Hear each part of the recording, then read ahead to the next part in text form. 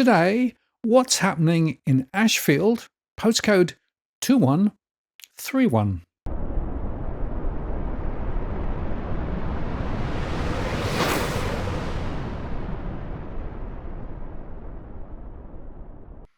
Hello again, it's Martin North from Digital Finance Analytics, one that is post covering finance and property news. Well, believe it or not, Edwin is back, but we're going to do something a bit different this evening. We're going to go through a one-to-one conversation. This is the conversation that I have with individual paying clients, specifically looking at a particular postcode or suburb. And Edwin has asked me to look at Ashfield. So, Edwin, I want you to play the client, and we'll go through this together as if it was a real experience. Any specific questions you'd like me to focus on? Well, I just want to look at, so what happened is Dusty and I, we went out fossicking in the backyard and we found a chest full of gold, Martin, of all things gold. So we want to convert that into we feel that it's going to be better in a two-bedroom apartment. The findings, we're looking for a two-bedroom apartment. And we're just going to see how that compares in terms of other areas. Now, Dusty and I chose Ashfield because it is very diverse in terms of house prices, apartments close to the inner west. It's on the fringes of the inner west, and there's a mix of new and old. So for a little bit more specifics. Looking at the three-story walk-up in the area. So that's where we're looking at. We've sold our gold, and now we've got some money on hand, and we want to go out and lay it all on the line at the auctions at Ashfield. Very good. Okay, and it's quite typical that when normally I have a conversation with a client, and they'll give some specific questions and commentary, and that allows me then to tailor the conversation. So. What I then always start by saying is, well, we're looking at, in this case, Ashfield, postcode 2131. That's, of course, in Sydney. And I go on to highlight that this is very much based on the information today. It may change. It's not financial advice. That's the other thing I always say, because, of course, I'm not allowed to provide financial advice. And I'm using the core market model here as the fundamental tool. And for those who've not seen it before, we survey households, we bung those into the model, we take information from all sorts of other sources, and that then gives us a basis of information. And the conversation that we're talking about today is based on that information and analysis. And what I then do is I put together a report, and that report's typically 20 to 30 pages, and we're going to go through that report now. And feel free to throw questions, comments in as we go. As always, Edwin, because I'm sure you will have observations. And just for those who may not be aware of it, so the core market model allows us to look at things like mortgage stress, the trajectory and history of prices, the buying and selling intentions, also data on migration and economics, those things. It goes into the model with some scenarios, and that gives us a sensitivity analysis of prices too. So that's the story. Right, so we're looking at Ashfield. And Ashfield, of course, is interesting. It's in the inner west of Sydney. It covers about 9 kilometres west of Sydney CBD, about 3.4 kilometres. And it's a mix. It's commercial, Liverpool Street, Liverpool Road and Town Centre, residential parks. It's mature inner west, as you say, but it's transitioning. And this transitioning thing that we need to understand, right? It's heading towards medium density living.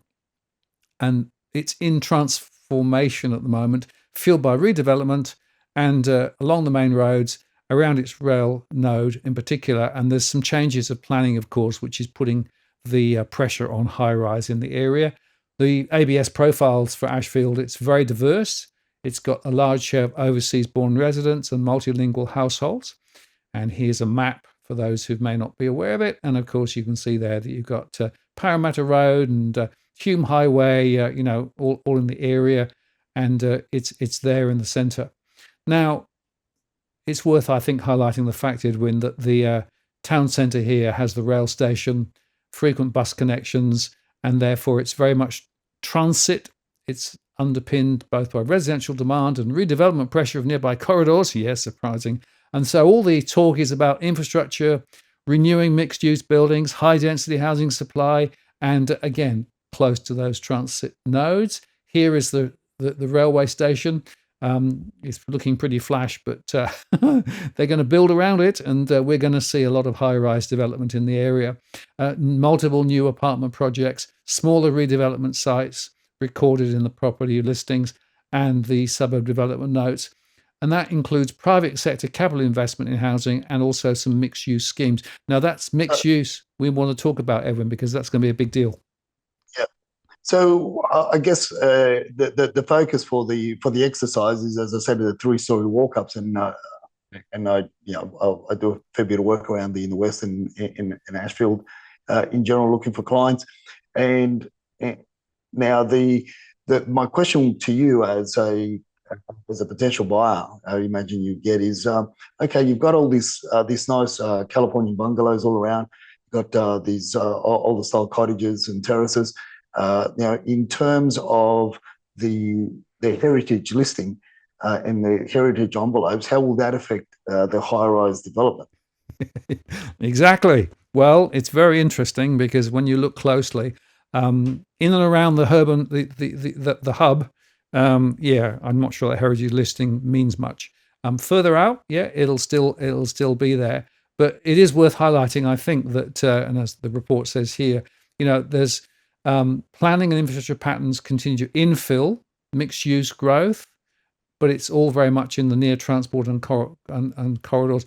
Private developments will actually also be there. But interestingly, if you look at it, most of the recent planning and zoning, and we'll touch on the zoning in a moment, is close to those transport hubs. So further out, there's still some, low-rise and old bungalows there, but closer in, it's completely different. Interestingly, did you notice that between 2016 and 21, the population declined of about 3.5%? But I expect in the census in 2026, it will show there's been a huge boom in population growth, because if you look at it, we've got a strong concentration of 20 to 39-year-olds, a larger share of renters now, and there are some younger professional profiles there too, but the proportion of children aged 0 to 14 is lower than the New South Wales average, which again is in an urban apartment-orientated profile. So I would say, Edwin, to answer your question indirectly, this is very much an area in absolute transition, right? And so there are still outlying areas where those old properties and those old protections exist, but they're being turned over in other areas, particularly close to the hubs. And that means, of course, that if you're sitting in a property which is in close to the hub, you can probably sell it to a developer, and they'll put a high-rise on it. Further out, there's going to be more interest in perhaps subdividing the low-rise properties, and some of the older style, the 3-story, apartment blocks are probably ripe for development as well. So yes, 100%. You've hit the nail on the head, mate. Yeah. That's you're spot on there. Mm-hmm. This is where quite a number of the older blocks, the smaller blocks, you'll find around Ashfield. As we're focusing on Ashfield, you'll find that there's quite a number of blocks around there that you'd see anywhere between 10 to 15 and even 18 apartments across a relatively big land envelope. I know the homes around them are heritage listed, but the land behind them isn't. So there is, I feel, as you've just said, and again, this is just you doing the research as though I'm a buyer, and I'm hitting you with information that I've already know. And quite frankly, this is the test. So far, Martin, you've been passing the test.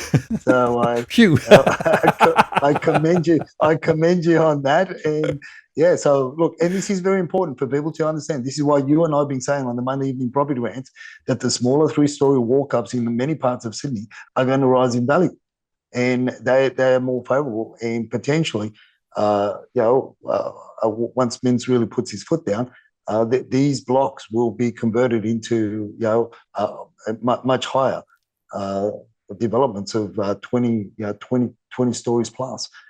depending on how close they are to the railway station. So yeah, I appreciate that. Thank you very much. Yeah, well, we'll go on with that, and I've got some more information on the high rise. Just to talk about the kids and education, because one of the other drivers of property prices is actually particular schools, and there are still families, professional families, who want to get their kids in, and it's worth just noting that there are above average participations in tertiary study and higher levels of post-school qualifications relative to many suburbs, but also demand for places in the schools is supported by the family households and also students drawn from neighbouring suburbs. And you've got St Vincent's College, for example. You've got the Ashfield Public School, Ashfield High School, the St Vincent's College with the new K-12 Catholic College amalgamation of 3 local Catholic schools operating from 2023, and other nearby non-government and specialist schools, several Catholic primary sites, and it's very interesting. Also, of course, there's the tertiary student catchment area and rental demand because of this connection to the connectivity there, and travel times from the University of Sydney and the UTS is short by public transport and road, 6-7 k's from the University of Sydney, and of course frequent train and bus links. So high demand from students too. So you can see some of the dimensions. So the implications for rental demand is quite interesting. There's a combination of large young adult cohorts, good transit, small unit stock rental, therefore early career renters, shared households as well, and proximity to tertiary institutions means it's very much there. So you got a real interesting contention and different types of people looking at it. Now, what I did then was look at the zoning, because of course the zoning is what is meant to be the blueprint, right? And fascinatingly, of course, you can find there are still the old style places still around there. This is quite close to the station. But if you look carefully at what's going on, it's a bit all in change. And if you walk down the road, you can start to see the 2 or 3 story buildings already there. Some of the old style as well. As you said, on big blocks. This is actually a 3 story, I think, or maybe 4 story, but it's not very large in terms of what's on there. But look at the size of the plot. That's ripe for improvement, quote unquote. And if you have a look at this is another, go further away. Lots of low rise still there as well, further out. So again, it's very mixed. But this zoning is really important, right? There's a transport orientated development, the TOD, and diverse and well located homes initiative. That's the DWLH, the New South Wales government programs designed to, wait for it, rezone land near many rail and metro stations to increase housing supply. Broad template for outcomes that include higher allowable heights, so you're right on the multi-story, close to stations, a more permissive floor space, lot rules for medium-rise housing.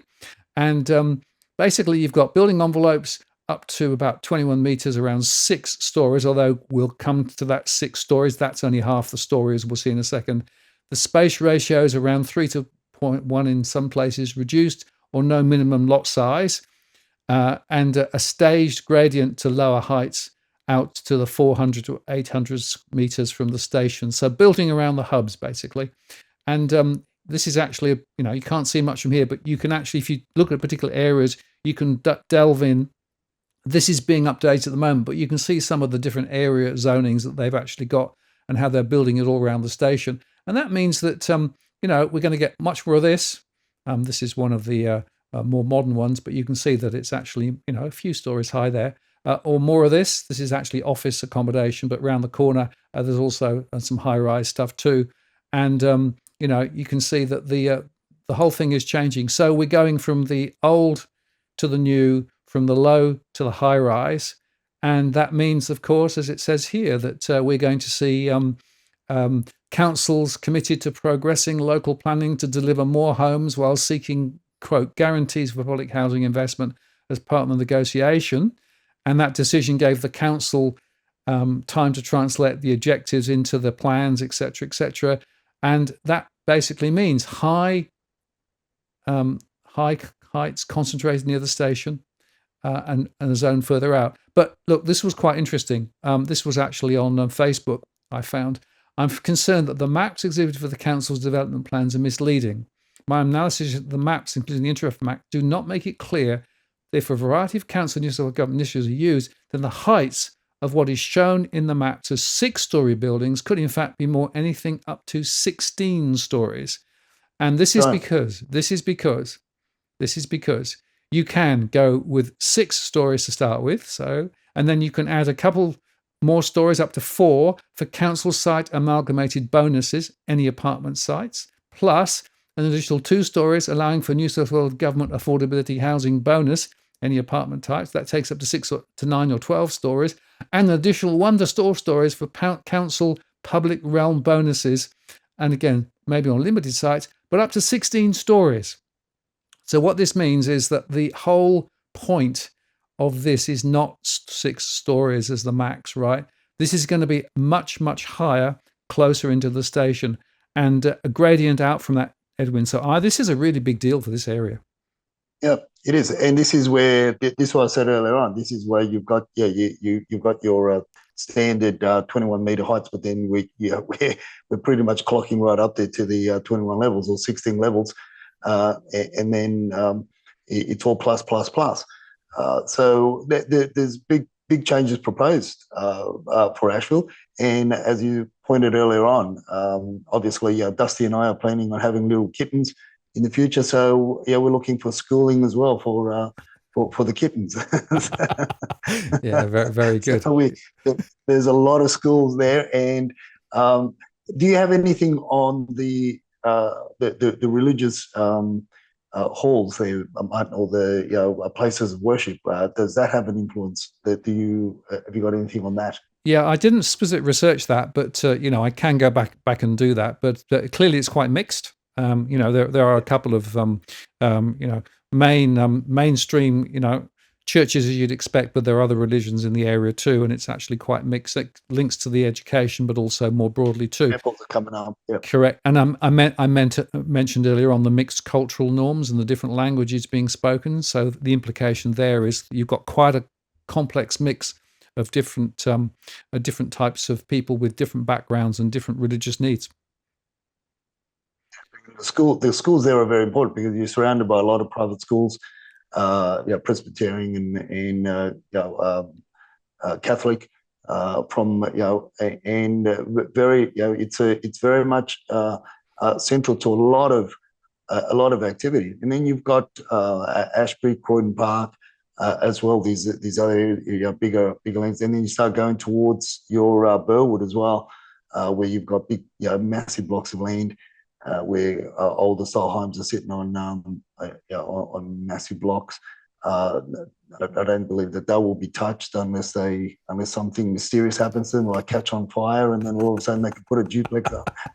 Oh, what a surprise! And just going back to the thing you mentioned earlier on, when you actually look here at the information here, it says heritage and local overlays. Council expected to knit state-level productive initiatives into Ashfield's existing local environment plan, the LEP, and the development control plan, the DCP frameworks.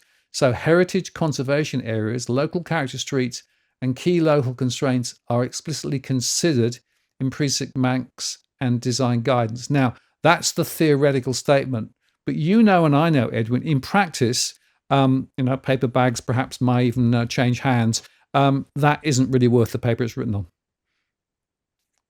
Then you've got, as I said, you can then pretty much do a boundary adjustment on a lot of these properties, and then you can buy the resection of the adjoining property.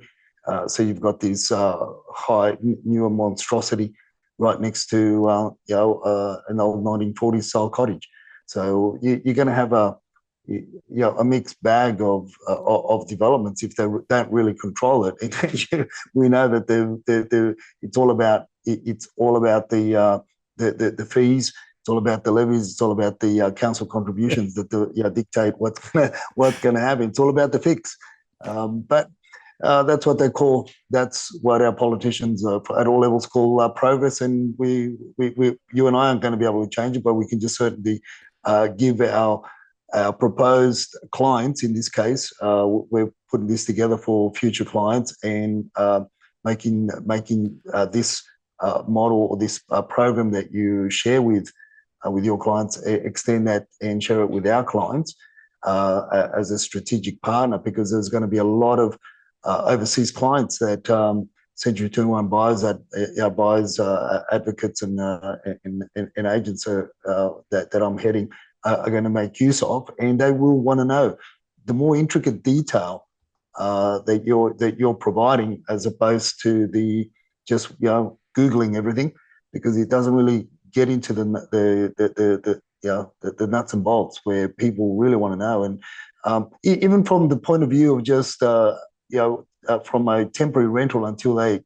get themselves orientated before they go out and purchase, which is what again we've shared in the Monday evening property rants, where we said that the silent tigers, a lot of them were just parked in many parts of Sydney for the last 6, 12, 18 months, just watching the landscape, watching how the demand property, watching how things were being polarized to different areas, and because of schools, because of religious beliefs, places of worship, transport, and desirability. So all that is going to play a major part. So, and I think Ashfield is going to very, very much become more of a hotspot moving forward. So a lot of also expats that are coming back. I know a couple of expats we've already bought for an expat recently, and there's going to be others that are coming back that grew up in those areas that have moved abroad 12 and 15 years ago,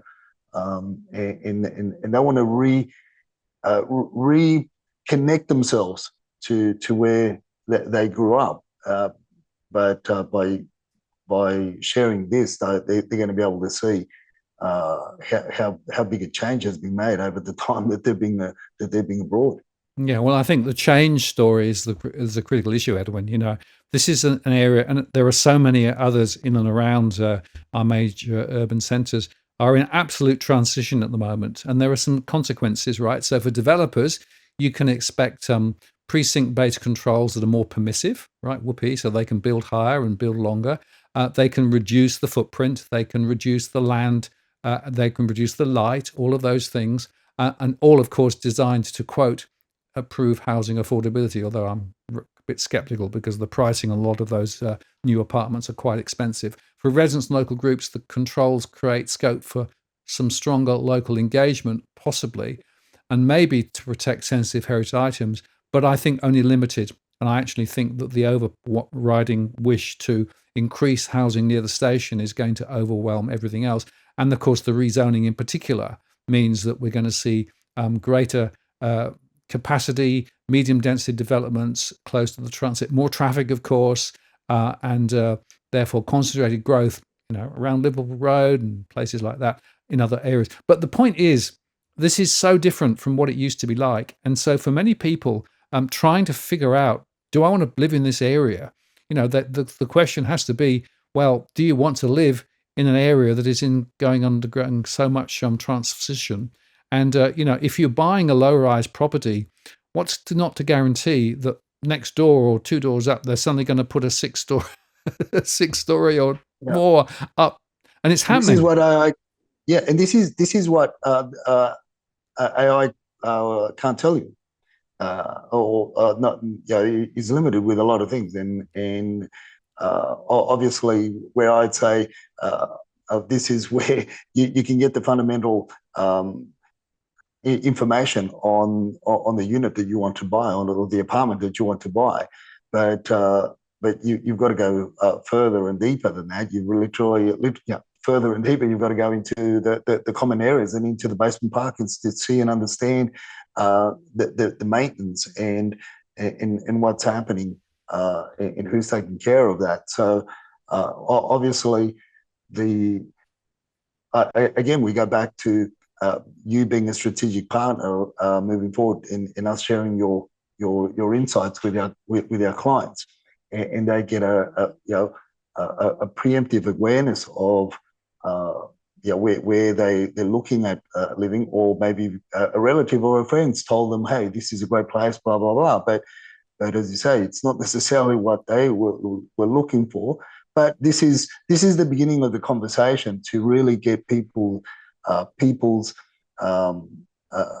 give them a mental picture of where they're going to eventually park a lot of money. And because once they've made a decision, you're in there for a while before you can change again. So but there are certain things that obviously still left up to our side of that transaction to go out and investigate and to go look further, and then obviously there's the negotiation with the agent.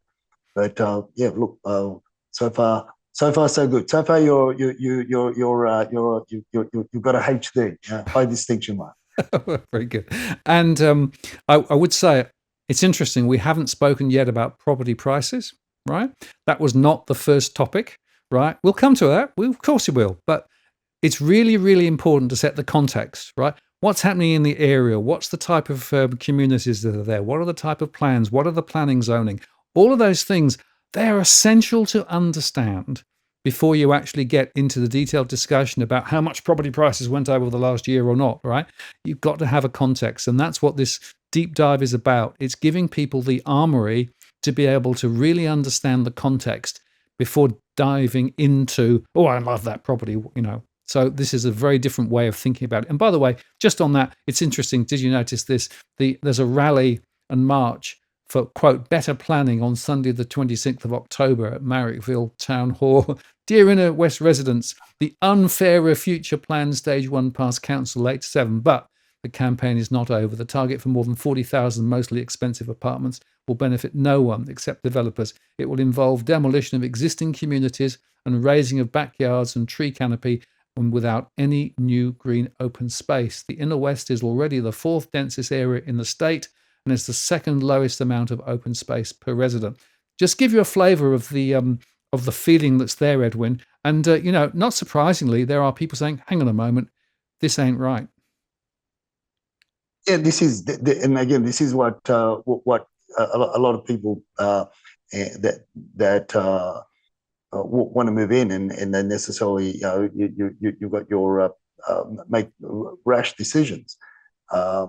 Look from property, purchasing property, as I say to a lot of my clients, our clients, is that it's often the case that we've got to tell it the way it is. In other words, we don't put filters on the information that we give a lot of our clients, because there are certain areas that demographically, they've changed and values have gone up, and there are other areas of Sydney that demographically they've changed and values have gone down, and there've been cycles. Like I said, in Blacktown, I love Blacktown because over the last 35 years that I've been involved with property in one way or another, I've seen and beyond, when my family moved out there in the subdivisions in Kings Park and even Kings Langley, and around about those areas there, you saw the demographic changes and how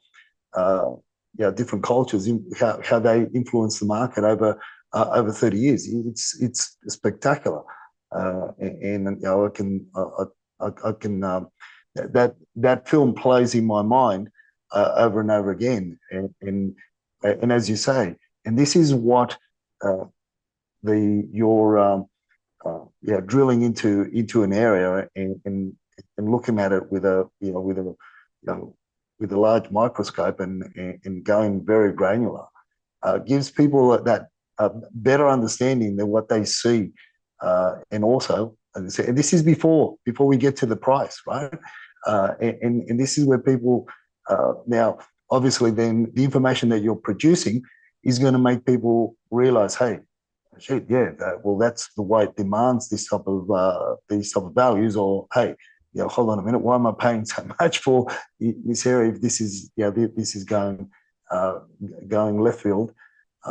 But which is very important, which is where unfortunately we're adopting the methodology to buy property with looking at property with less emotion. Obviously, we can't take away all the emotion, but we can certainly look at it in this way methodically, as opposed to going in there boots and all in emotion and just attend the auction and sign a contract on the day and before you know it, you don't even realise that you've paid well over the odds because of emotion.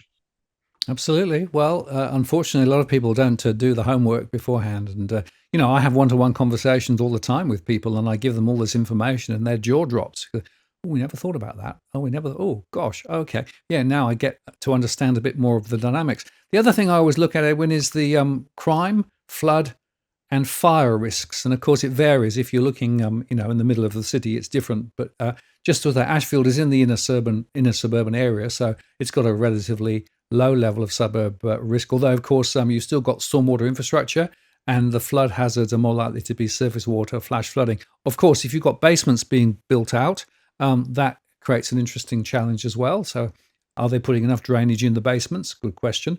Particularly where if you're close to mapped water courses or low points or constructed drainage channels. Sorry, Martin. Let me interrupt. Like Frederick Street in the highway, that low lane area, and you got basement car parks in a couple of the buildings there. Yes, absolutely right. Yeah, that's it, 100%.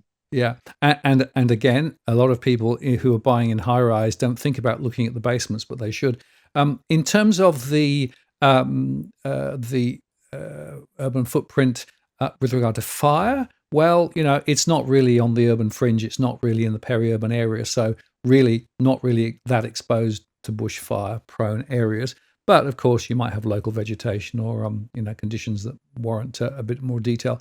And in terms of crime, the crime is quite interesting insofar that the rates for Ashfield shows a moderate level of reported offences. It's roughly 1,400 to 1,500 recorded incidents in the 12-month period, and that's per 1,000. Interestingly, not massive, but it's worth thinking about. The largest offence categories were theft, property deception offences, and also justice procedures like breaches and assaults. But some notable counts appear for stalking, harassment, property damage, and some drug-related offences. And the trends also highlighted the fact that year-to-year variations were a little bit up in some areas. Aggregate annual totals, 1,500 in the suburbs. So look, not dramatic, but worth just thinking about, right? So in some of those areas, we are going to see higher on-street crime as well as actually property crime. So that's just worth thinking about. And again, I don't want to frighten people, Edwin, but I always want to give people as much information to be able to weigh this up. Because if I were buying in an area, I would want to know, what are the flood risks? What are the fire risks? What are the crime rates? Because they are things that can affect the values of property significantly. When you're looking at the Ashfield area, and you're looking at the high concentration of people in students, as you say, and we're also looking somewhat. We're not too far from New York, from Canterbury as well, where you've got a high concentration of your little brothers and little sister workers, in the construction industry, and they also filter into Ashfield because of the Asian cuisines that you can find there. So you've got a high concentration of people in smaller dwellings and in your budget accommodation. So your crime rate is going to go up in terms of, as you said, the petty theft, petty crime. That's going to skew the numbers a little bit, because guess what, folks? A lot of these apartments, in many cases, don't have garages. Even a lot of the older style apartments may have a carport or the actual block of units built on top of the first level being an open level where where the cars just basically fit in. So it's an open area. So this is where the theft comes, it rises, and you got your petty crime, and because it's easy to go around and stealing goods, because people can't put all that stuff in a 2-bedroom apartment, that's basically 58 to 62 square meters internal, including the balconies. So there's only so much that you can store there. So storage is a major problem, and so that sprawls out into the carports, open garage areas, and this is where you've got the high rise in fronts because it's easy to pinch a bike, pinch whatever, and you've got those issues. So again, that's something very, very important that people need to be aware of. That if you need a lot of space, well, you might need to look a little bit further afield. Yeah, and security is important for many people, of course. Now, when it comes to property demand and supply, Edwin, how many estate agencies are active in Ashfield? I would say state agencies in Ashfield. I would say that there's probably about 15 to 17 offices. I haven't read your document, but just from historical knowledge, there's would be about 15 to 17. So, according to the research I've done, there are about 172 real estate agents active from those agencies. So, 172 people, right? Yep. Which are on average, there are bigger offices there, and there's smaller offices. There are a lot of independents there as well, and they'll operate. So yeah, that would be fair. So I would say offices around the 15 to 17. Obviously, there'll be offices registered where they'll be working from the office building blocks. They'll be attached to accountancy firms and the like. But I wouldn't put past it. It's not as big as Parramatta, but it's close because of the ethnic influence and the ethnic the diversity in the ethnicity. So you've got a lot of various groups and various agencies there operating, and as I said, and they marry up with accountants, slash financial planners, slash mortgage brokers, slash lawyers. Absolutely. Yeah. So let's just look through at the property demand. So the strong, solid transaction activity for units, particularly, there's a constrained rental yield for houses and stronger yields for units, and ongoing interest from buyers looking at the days on market and buyer interest metrics. And as I said, 172 real estate agents active in the Ashfield area from a number of different agencies. The local market shows a substantial number of unit transactions and new unit listings the past 12 months. That's, of course, the ongoing shift towards high density supply. And the median house prices are in the multi-million-dollar range, while median unit prices are in the high six figures. And here is a couple of examples. We'll look at that in a bit more detail. 2.2 million, give or take, for houses median, and units maybe 850 to 870,000, depending on the source and the 12-month period. And there's quite a lot of market tightness. There were dozens of house sales, around 76 to 88 houses sold, depending on the data set you look at, and several hundred unit sales, somewhere around 295 and 325 unit sales reported, with median days on market between the high 30s and mid 40s for units and slightly higher for houses. So there's steady buyer interest and relatively active turnover. And looking at the buyer interest demands and the clearance and auctions rates, there's some competition for the smaller apartments. The rental yields reported are low for houses, and we'll look at those in a bit more detail, but slightly higher for units. And there's a question, of course, of the relationship between the capital values and the stronger investor returns on units. And looking at the supply, recent unit sales and large pool of units listed compared with houses, just the supply response has been concentrated in the apartment developments, producing a market where unit supply and turnover are materially higher than detached housing. So detached housing, if you've got a detached house there, if you want to buy, you're probably going to buy at a premium because of the lack of supply.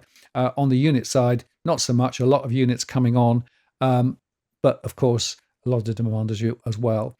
Here is the price trend. So this is actually for houses over the past 10 years. So the median in September 2016 was 1.42 million. It went up in 2017, down in 2018, down in 2019, up in 2020, massive up, well above 20% in 2021, down in 2022, and then up in 23 by around 5%, 24 by slightly more, and 25 by just under 10%. So the median today for houses, 2.4 million, with some variation, as we'll see shortly. So that's the price trend there. And looking at units, because the 10-year trend's quite interesting just in seeing how things pan out. So the median unit back in 2016 was $650,000. Massive rise in 2017, significant falls in 18 and 19, rises in 20 and 21. That was the COVID effect. A fall in 2022, but rises in 23. 24 was well above 10%, and 25, well, some rise, but not quite as strong. Median 892,000, according to my analysis. So that gives you a bit of a trend there. And looking at the what's on market, there's a lot of new stock on market at the moment. So under 30 days in the blue, there's a bit of a hangover of over 180 days. So there are still some lemons here, Edwin, as well. In other words, thing that's hanging around and nobody wants to buy. But there's a big flow of relatively new property. And if you look at the mix there, you can see it's mostly units. So this is the blues, light blues units. The dark blue is houses. So it's 3 or 4 times the number of units than houses. So that gives you a bit of a flavour. And now if I look at my data set, this is now the DFA data set for the postcode. And we can see there's more than 10,000 households here in the postcode. Around 23% own outright, 24% borrow, 52% rent. You can see that there's a level of mortgage stress, rental stress, and investor stress, which cumulatively is putting quite a lot of pressure on households. And that's one of the things I want to highlight in terms of prospective future price rises. Is this going to be a dampener? Well, maybe it will, maybe it won't. In terms of property mix, 22% of houses, 69% of units, small number of other types, including things living over retail and that sort of thing. There was a high vacancy rate when the census was done in 2021, but that may be to do with COVID and lack of students. The vacancy rate's quite a lot lower now. Gross rental investment, this is the comparison between the theoretical total rental return that you might get compared with the price if you wanted to buy a new property. And on average, it's about 3.3%, which is not flash, which is what we saw earlier on. And as we said also, gross investment returns on houses are much lower than on units. But the net investment yield, that's the cash flow, money in, money out. What rents am I getting? What am I having to pay out? Is negative. So on the cash flow basis, people are losing money. Now, of course, in recent times, they've done very well with property price rises. So if you've been a property investor and you bought at the right time, you'll be sitting on capital appreciation. Ahead, and this is my sensitivity analysis based on my 3 scenarios, are we going to get more rate cuts or not? Or are we going to get a recession or not? Just a bit sensitivity. But because of this high stress level, I've got a sense that we may be a little bit more constrained in terms of future growth. But the point there, Edwin, is if we get significant demand from outside, as we said, and if we get this big change in the property mix, there's still potential upside in some areas. But I'm not sure it's as baked in as we've seen over the last couple of years. No, because of the costs and also Ashfield is changing, and what's happening with Ashfield, and also I liken it to a lot of other properties around Sydney. Harris Park is another one where people have flocked to because of the just on the outskirts of Parramatta, and then you've got when you start comparing apartments in Harris Park to apartments closer into Parramatta, they say, well, yeah, they're as cheap as chips, and people jumping in. But one of the things that you find with a lot of these yellow brick, red brick apartment complexes that were built in the 60s and early 70s is that they've come up to the use by date, and to trying to renovate the bloody things is costly, and you don't have lifts, and you've got the extra pressures of labor costs to get rid of waste, and strata companies are, because of the screws that they've been tightening across the stratosphere, it's become very, very hard, very costly to renovate. So a lot of these properties. So in terms, and this is where, like, I sort of adding on to what you were saying earlier on, that you've got the greater complexities to understand whether or not, or how much more a lot of these older complexes go up in value, and or how vastly different in price are going to be the new ones that are going to be delivered, and when are they going to be delivered, and what's happening in the meantime. So I think what's keeping the Ashfield property market afloat is not your investors anymore; it's your first-time buyers, and that want to live in the inner west, on the outskirts of the inner west, and want to avail themselves of the infrastructure that is there. And this is what's keeping them afloat. But outside of that, nothing else really makes sense, because you saw what happened there for the apartments when during the lockdowns. Well, the pricing, the median went down rapidly, and so what I feel, perhaps 5-7 years down the track, when we do see more high rise coming to finish, we might see a bit of a change. But it also comes back to what the migration policies are going to be like as well. But right now, what's keeping a lot of this area in many parts of the Ashfield market buoyant are your first time buyers in the apartment world. Absolutely. Well, just looking at the details here, 56 properties for sale currently in Ashfield. Here's a map showing roughly their distribution. You can see a lot around the centre there, and some of the outer suburban areas as well. And then if you start looking at it, it's quite interesting. So this is actually just looking listed by, newly listed. So you can see here there's an apartment for 859,000 there, with a couple of bedrooms. An auction of apartments. I'm surprised how many actually apartments are going to auction, Edwin. That's quite interesting. And you can see some of the older style ones there. You can see here's a house with 6 bedrooms and 3 bathrooms going to auction. Interestingly, here's one that was added very recently. Again, apartment. And as we go down the list, you can see there's a lot of auctions. And you and I have spoken before, Edwin, and I want to highlight again, it doesn't make often a lot of sense to actually compete at auctions for these types of properties, particularly some of the apartments, because emotion will get in the way. But it is fascinating going down the list, as we could do. Some of the older style ones there, added 14 hours ago. Well, that was when I took the snapshot. 1 bed, 1 bath apartment there, and some of the new ones. And here's an example of highlighting the whole area, and you can pretty much bet your bottom dollar that's ripe for redevelopment there. And one of the things, as I said, that you've got to be very careful with a lot of the auctions in the West and in other parts, other markets of Sydney, where you find that there's a cluster of the older style apartments.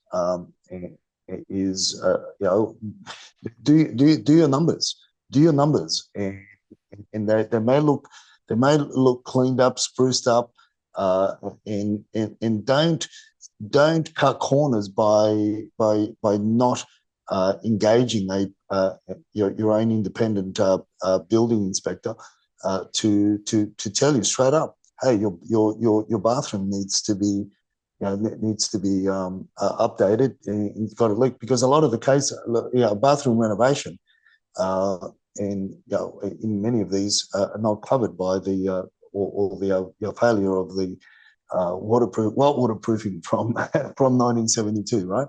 Yeah. So you've got all these issues that you're going to inherit, and as I've said, let's say on average, a bathroom renovation on average in a home, this is average. I'm just talking averages. Is around about $30,000 to $35,000, just a standard bathroom renovation. But in an apartment, it costs you up to $50,000, and the bloody thing's half the size. Why? Because you're employing more manual labour to cut the good. There's a lot more that can go wrong. A lot more that has to be. That you have to, a lot more hurdles that you have to go cross over as in a bathroom renovation, because you've got to maintain the common areas. So all these things add up. So when people get all emotional, but this is why the selling agents in these areas where they get a lot of now the first time buyer competition and what the 5% deposit, 5% deposit scheme ended up doing is fueling this. And in order to get in, they are bypassing due diligence, which is crazy. So this is why they love this apartments in the Ashfield area. They're very strong. Ashfield, Summer Hill, and also a bit further up the road on that from Ashfield. You've got because of what's fueling it, and take away the student population, and it's a different story, right? Well, of course, that's what happened at COVID, wasn't it? That's why there was such a high vacancy rate. Just a couple more to highlight here. This is actually, 2.6 million for a standalone 4-bedroomed house, probably on a reasonable sized plot there, and attracting a bit of interest. I was quite amused by this one. When you actually have a view from the balcony as the shot of the property, you can imagine that it looks pretty ugly from the outside, probably. And you can see here that, that a townhouse at 1.5 million plus, an apartment here at about 600,000. Again, 1 bed, 1 bath, 1 car, and so it goes on. I'm not going to go through all of them, but the point is that you can see big variations. Right, here's unit 503 on 380 Liverpool Road, so that's going to be one of the taller ones, and I don't know which floor it's on, and some of the older style ones here as well. And going down this list, it really does give you a bit of a flavour. Oversized 1-bedroom apartment, 700,000, give or take. Or here's one, 2 years free strata levies. Well, that's a very interesting little challenge there. So you can that's a real quote incentive unquote. So here's another high rise. Oh, it's the same one probably twice actually. So it goes on, and so we go down the list, and you get a real good flavour of just what's around. And I think that's one of the best things to do.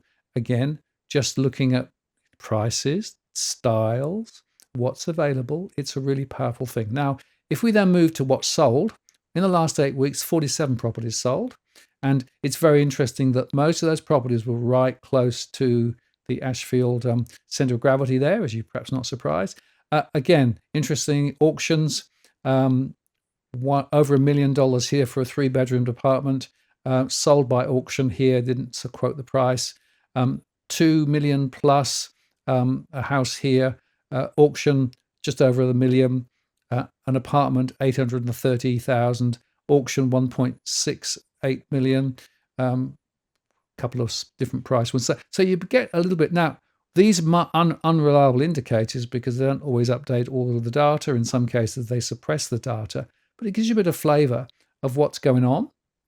And you can see here that there's quite a flood of apartments selling.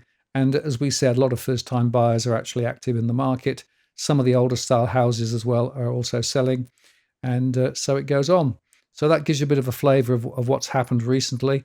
And it is just, I think, very educational to just go through and have a look at what's around and what has been on the market and what has sold and what hasn't. A lot of last asking prices, Edwin, and of course you know and I know, last asking price is nothing to do necessarily with the actual sale price that was actually agreed, because in some cases the sale price could be lower than the last asking price. But of course there is the definitive information. I always include this when I can. So this is the sales data from the New South Wales Registry, and this is actually the purchase price data once the property is settled. And you can go down the list here. I've just did a quick search for recent sales, and you can see here the sort of the indicative purchase prices. A lot of units you can see here showing in the listing here. But, prices above 2.5 million for houses, units in the 7s, 8s, 9s, some a bit lower, some 645. And you can also see sometimes the same address popping up again and again and again because multiple properties are in the same unit block and they're all for sale. And you can get that on the land registry. There's a link there. I always include the link for people. They can do their own queries. So, as I come to the end of my sort of one-to-one conversation, I think I'd highlight, Edwin, the transitional nature of the area, the risks from the new development and the implications of that for the changed nature of what's going on, the very strong contention with first-time buyers and the units that are coming through, some of the older style properties that are still there at the moment, but potentially at risk from redevelopment, and the question of the trajectory of home prices ahead, given this massive transition, makes it a little bit uncertain. However, if you are thinking of wanting to benefit from the potential upside, then finding an older style, three-story place or whatever on a bigger plot could give you upside if you had the appetite to do that. But of course, bear in mind, if you buy a modern apartment, the strata fees, which are already astronomical, will rise dramatically over the next few years. That isn't something that many people are thinking about when they go and buy. And if you're buying an older style property, you need to make sure you understand the planning implications of what's happening around you, because it may well be that the in conditions that you've got at the moment won't be the same in 2 or 3 years' time. And if you had a couple of big high rises being built, the value of that property might well go down simply because it's now being overshadowed and overlooked. So it's absolutely essential to make sure you understand the planning context for any decisions that you make, particularly in Ashfield.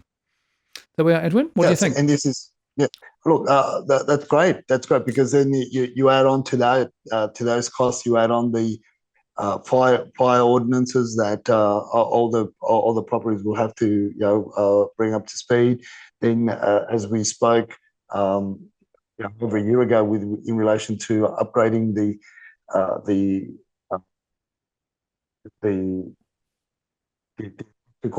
the wiring, the main boxes. Yep. And then and how many more substations are you going to see down the road in order to cope? So you've got to, because a lot of the people are moving away from the older stoves and putting in the induction stoves that pull in 32, 33 amps. And that's the allotment of amperage to your unit in that complex, from the main box, because of otherwise you have to upgrade. One block in particular in Ashfield that we know of, where we've done a bit of work there, and we originally helped one of our clients buy there, and now they're upgrading the whole system, and we've been helping them with that whole thing.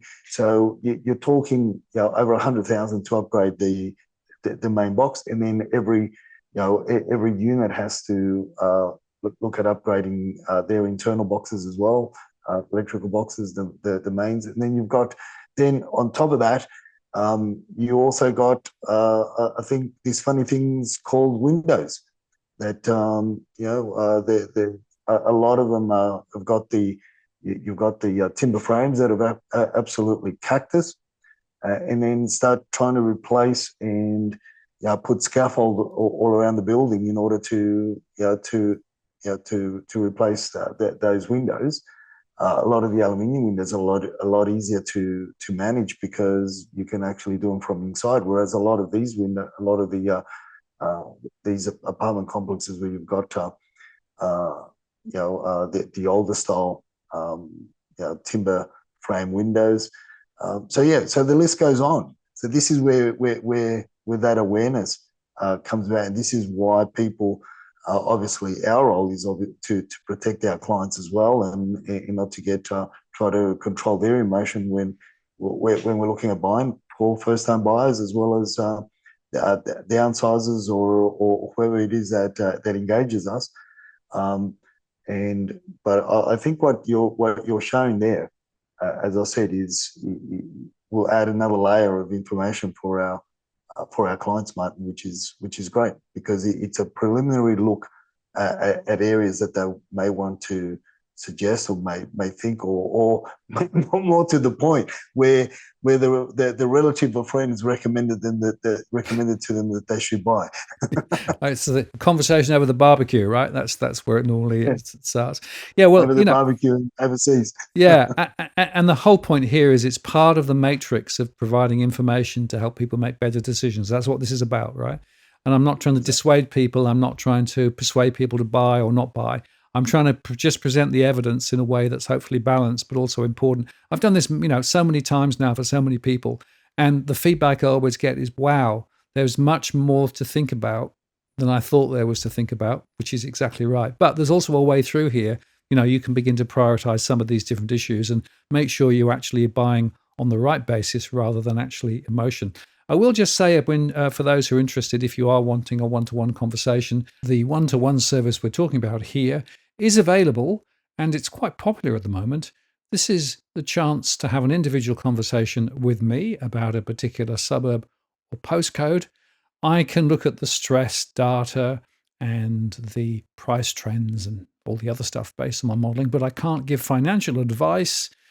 But it does give you a bit of a sense down at a particular suburb level what is actually going on. And it's typically an hour's conversation, just as we've had today, either via Zoom or phone. And if you are interested, you can contact me via my blog. The bookings are about 3 to 5 weeks out at the moment, simply because we are so busy, but it's proved to be a very popular service. So if you're interested in having a one-to-one conversation about a particular suburb across Australia, then contact me via the DFA blog. And I guess, Edwin, if we're going to play with this in the context of what you're doing, probably people can talk with you and we can do something that way too. So the point is, this is an extra set of tools that in the current climate, I think are absolutely essential. And so that's not surprising. I'm getting a lot of demand at the moment. And hopefully we've demonstrated the value of that today, Edwin. I hope so, and I think so as well. I think so, and you've certainly touched on points that many people aren't aware of. Obviously, we make them aware of it, like you do. So we're on the same path. And as you said earlier on, it's all about giving as much information and empowering people with information and knowledge before they go out there and burn their money and get all emotional. That is the key. It's emotion that drives a lot of these auctions. I mean, we just sort of participated in an auction over during the week with one of our clients over in the Northern Beaches, and we took the wind out of the sail of the agents by basically withdrawing the day before, and because we knew that we were being they were trying to play us and knock the wind out, and now we're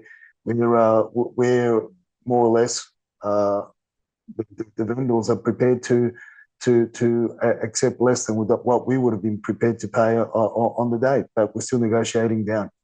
So yeah, there you go. So that's what happens with emotion. If you let emotion drive you, and if you put two participants in the room, and in a lot of these cases where the auctions are held inside it makes it even more spectacular when you've got 5 groups, 6 groups of people participating in an auction in a 2-bedroom apartment in the inner west. It looks even more dramatic, and it's everything sort of seems to be amplified 10 times, tenfold, and things go crazy.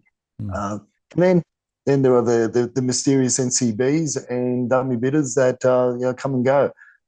So all these adds and fuels, and the unfortunate thing is it masks the real issues that people should be looking at. So this is the first time I've seen one of these reports, man, and I think it's fabulous.